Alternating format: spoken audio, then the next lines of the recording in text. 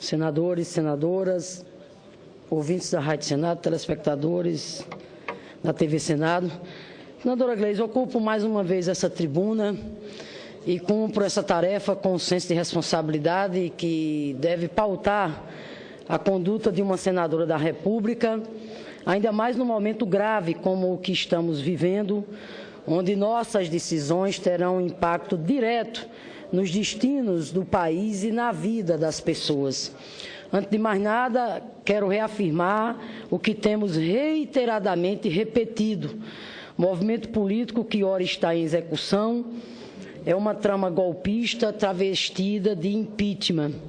Não que o impedimento de um presidente por si só seja um golpe. Claro que essa possibilidade está prevista na Constituição Federal para casos extremos, até porque vivemos num regime presidencialista, que se assenta na ideia da estabilidade, no respeito à soberania popular, manifesta pelo voto, cumprimento dos mandatos e, portanto, possibilidade de alternância do poder. Isso faz parte da democracia.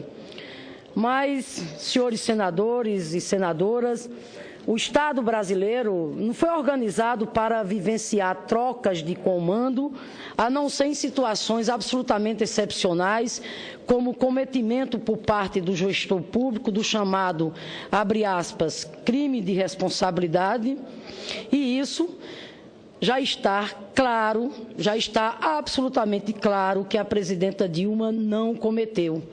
Está claro não é só para nós do PT não, senadora Regina.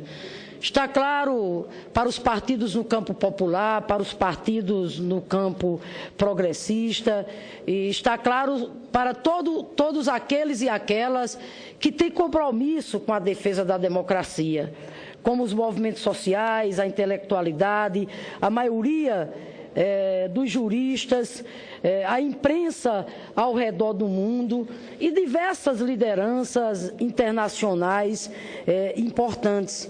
Portanto, cada debate sério que é feito aqui ou em qualquer lugar do Brasil contribui para aprofundar, para clarificar que estamos diante de um golpe parlamentar, na medida em que a presidenta Dilma não cometeu crime de responsabilidade. Aliás, golpe parlamentar semelhante ao que foi dado contra Jango na sessão do Congresso Nacional, realizada na madrugada do dia 2 de abril de 1964, quando o cargo de presidente foi declarado vago e foi deposto João Goulart. Sei que é incômodo falar em golpe para alguns aqui desse parlamento, até mesmo, reconheço, pela história de vinculação às lutas democráticas no passado. Mas não há outro nome para uma articulação que tem como objetivo depor uma presidenta legitimamente eleita, mas que não conseguiu governar até agora, porque os derrotados, porque os perdedores resolveram desconsiderar o resultado legítimo do pleito de 2014 e adotaram uma postura de boicote sistemático ao governo para inviabilizá-lo. A chamada oposição que apostou no quanto pior, melhor. Pior para o Brasil e melhor para eles do ponto de vista da obsessão que eles têm do poder pelo poder. Portanto, o que estamos assistindo agora é a tentativa da consumação de um golpe que vem sendo executado desde o dia seguinte à eleição, quando a oposição resolveu se comportar como se tivesse ganhado o pleito. Conseguiram, com esse comportamento irresponsável, agravar uma crise econômica que já é bastante séria, até porque nós temos que levar em consideração os fatores do ponto de vista da conjuntura internacional que tiveram e têm reflexos aqui na conjuntura nacional. Me refiro exatamente à crise do ponto de vista da economia, a crise do capitalismo que começou desde 2008 e os reflexos dessa crise do capitalismo a nível mundial, todos nós sabemos, só vieram a serem estabelecidos fortemente aqui no Brasil, do ponto de vista de impactar negativamente a nossa economia, do ano passado para cá. Portanto, como argumento de que a presidenta Dilma teria cometido crime de responsabilidade com base nas chamadas pedaladas fiscais e empréstimos junto ao Banco do Brasil, revelaram-se uma fraude, uma farsa, um embuste, agora mudam-se as justificativas para o golpe. Agora falam, entre aspas, em ingovernabilidade, crise econômica e a palavra da moda, o tal conjunto da obra. Nada disso, senhores e senhoras, tem sustentação. Se o critério para manter ou não um governante no posto para o qual foi eleito for de popularidade, aí paciência. Dezenas de prefeitos e prefeitas em todo o país, assim como governadores, teriam que ser afastados imediatamente. Até de partidos, inclusive, que estão tramando o golpe. Se a régua, por exemplo, fosse essa, o ex-presidente Fernando Henrique Cardoso deveria ter sofrido impeachment em 2001 ou 2002, dada a enorme rejeição que o governo FHC enfrentava naquele momento. Aliás, o que ficou confirmada, essa rejeição, com o resultado das eleições de 2002, que levou o presidente Lula à vitória. Portanto, senadora Gleisi,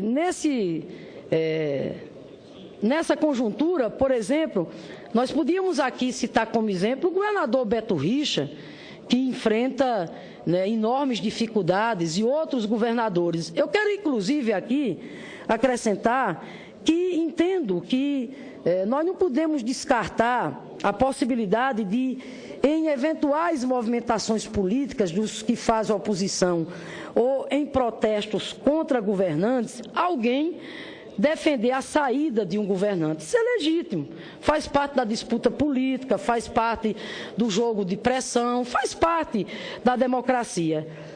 Agora, o que eu falo aqui é da gravidade de um parlamento e as vias de fato para proceder um processo de impedimento com base nesse argumento. Crise de impopularidade, dificuldade, rejeições, etc, etc. Eu quero aqui, inclusive, lembrar que muitas vezes situações eventuais de crises nas gestões são superadas e os governantes realizam mandatos vitoriosos. Dou aqui o exemplo do próprio presidente Lula, que o Brasil inteiro acompanhou, passou por enormes dificuldades, inclusive perda de popularidade em 2003 e 2004, quando, inclusive, teve que tomar medidas muito duras, um ajuste fiscal duro, para debelar exatamente a gravíssima situação da crise herdada pelo governo anterior, pelo governo FHC. O que foi que aconteceu? Lula recuperou. Nos anos seguintes, a recuperação foi tão forte, foi tão significativa, que ele se reelegeu com razoável tranquilidade em 2006, terminando o seu mandato, o segundo mandato, presidente Lula, com 82% de aprovação, sendo até hoje considerado o melhor presidente da nossa história. Outra falácia usada também é que o afastamento da presidenta Dilma ajudaria a resolver a crise.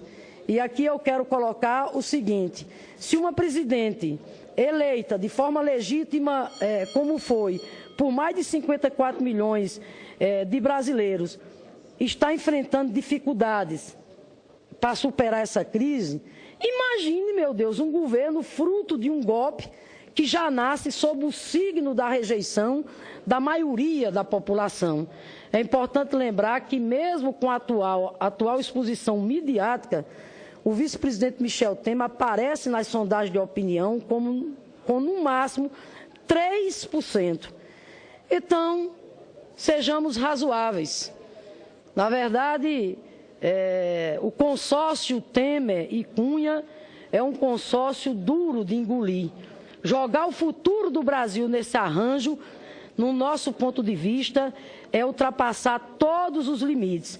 Além de todas essas fragilidades, senhora presidente, esses dois, tanto o vice-presidente como o Eduardo Cunha, presidente da Câmara, gozam do agravante de serem acusados em casos de corrupção, um citado em delações, o outro já réu em processos no Supremo Tribunal Federal. Para completar esse espetáculo de horrores, estão apresentando um programa com um nome pomposo de Ponte para o Futuro, mas que é uma tosca e mal redigida reedição da velha proposta que o povo brasileiro vivenciou de forma trágica no período do ex-presidente Fernando Henrique, que foi derrotado em 2002 com a eleição de Lula.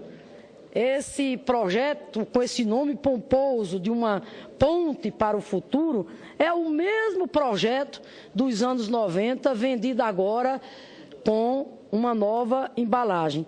Portanto, senhora presidente, eu quero concluir dizendo aqui da nossa confiança, que a população brasileira é sábia e mesmo debaixo desse bombardeio midiático de caráter fascista, deixa cada vez claro em todas as pesquisas que está insatisfeita, sim, com os efeitos da crise e que anseia por mudanças, mas para desgosto e desalento dos golpistas, não deixa dúvidas quanto à sua opinião de que o impeachment não resolve a crise.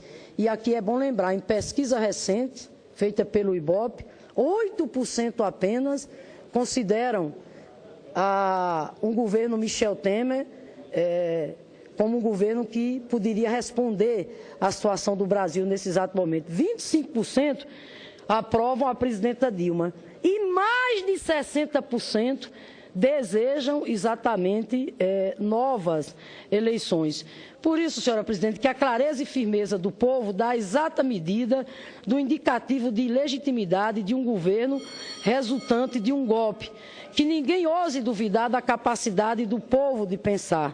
Muitas vezes pode até não reunir elementos científicos ou meios analíticos mais profundos para formar uma opinião, mas o que já viu e ouviu até agora é suficiente para desconfiar do que estão armando e, portanto, rejeitar um embuste que quer enfiar goela abaixo. Termino, senadora Gleisi, dizendo que o povo tem razão de não botar fé nessa armação, nessa farsa. Sabe que essa conversa bonita e esse jogo representam um retrocesso para o nosso país. A volta para uma etapa da nossa história que foi superada. A população sente cheiro de retrocesso e de perda de direitos e não está disposta a pagar esse preço. Jogar o ônus de uma suposta solução para a crise nas costas do povo trabalhador não dá. Volto a dizer, senadora, a população não está disposta a pagar esse preço, que seria jogar o ônus de uma suposta solução para a crise nas costas do povo trabalhador. Não é permitido, não é razoável, não é aceitável de maneira nenhuma. Portanto, de novo, não. Golpe não, democracia sim.